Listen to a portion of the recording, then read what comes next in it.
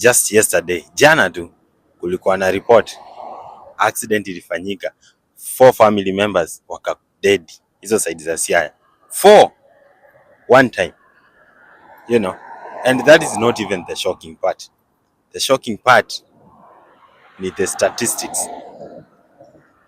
Last year peke yake we lost 4,000 Kenyans through accidents. 4,000. Hao ni wenye wamededi kabisa wakazika without checking on the numbers yenye walikuwa injured vibaya sana. Wengine wakakatika mikono, wengine wakakatika miguu, wengine wakavunjika back. Hao ni wenye walikufa na wakazikwa. 4,000. The casualties, the number of people injured is crazy, over 7,000 just in 1 year. Just in 1 year. That makes Kenyan roads one of the most dangerous. Unajua? Na hizo lives, those are lives, unajua? Hizo si statistics. Hao ni watu. Those are some family members.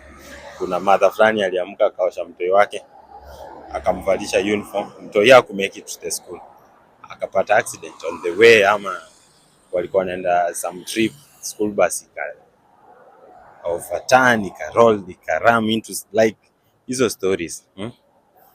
Some guys wamemaliza job wanaenda home, wengine wanaenda vacation, wengine wanaenda Christmas.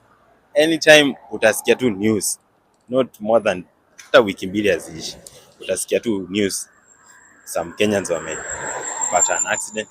Sometimes it's so heartbreaking, especially when it's a family. Unasikia family of 4, it's so heartbreaking. And you know, it's so sad that we have normalized this shit. This shit si normal. You know, hizo numbers ziko so high. This shit si normal.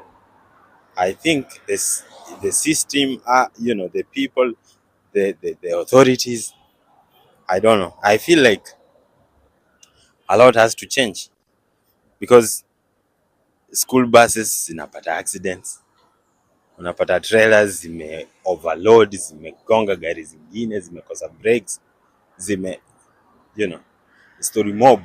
Buses za public zimepata accidents, you know, zinaendeshwa vibaya. So much things happening, yeah, and most of them they are very avoidable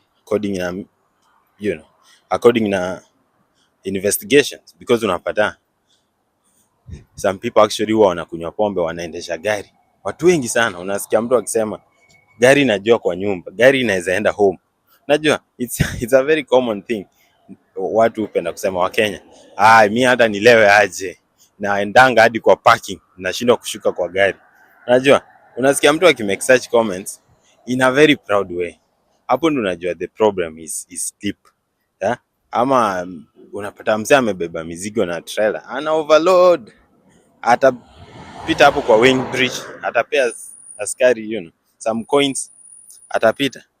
But nature is a bitch, you know. Ukifika kwa mlima utashindwa kupanda. Kama ulihonga karao, imaanishi sasa unaweza honga mlima.